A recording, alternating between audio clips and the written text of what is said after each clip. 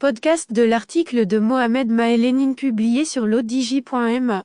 L'auteur a intitulé son article « Mea culpa, la position de la Tunisie est des plus inattendues ».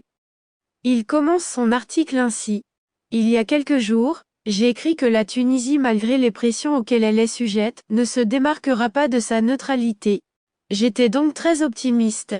La position de la Tunisie cette fois-ci est des plus inattendues. La question de l'unité nationale du Maroc est connue de tout le monde comme être le point de la sensibilité la plus extrême dans ses relations internationales, surtout après le tout dernier discours de Sa Majesté le roi Mohamed VI.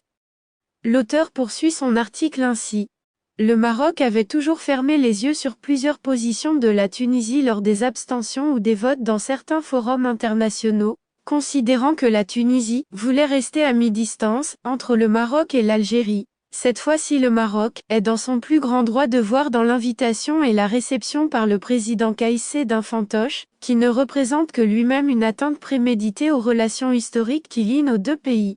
C'est un pas hors norme inadmissible, incompréhensible, pis encore, c'est un acte d'intimité déclaré et un alignement dans les rangs des ennemis du Maroc. Le Grand Maghreb pour lequel les forces vives de la Tunisie et du Maroc ont tant milité a été brisé par cet acte belliqueux du président Kais Saied, qui n'a pas mesuré la portée de sa forfaiture. Ce n'est nullement ce à quoi pouvait s'attendre le Maroc de la part d'un pays frère et ami.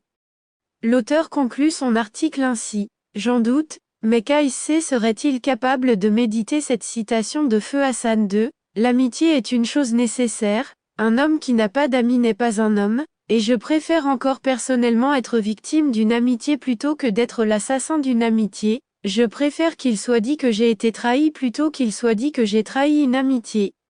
Rédigé par Mohamed Maelenin et lu par l'intelligence artificielle de l'ODJ Media. N'oubliez pas de télécharger notre application l'ODJ mobile sur Android et iOS, et de vous abonner à notre chaîne YouTube l'ODJ TV, si vous souhaitez être au courant des dernières actualités, podcasts et émissions télévisées.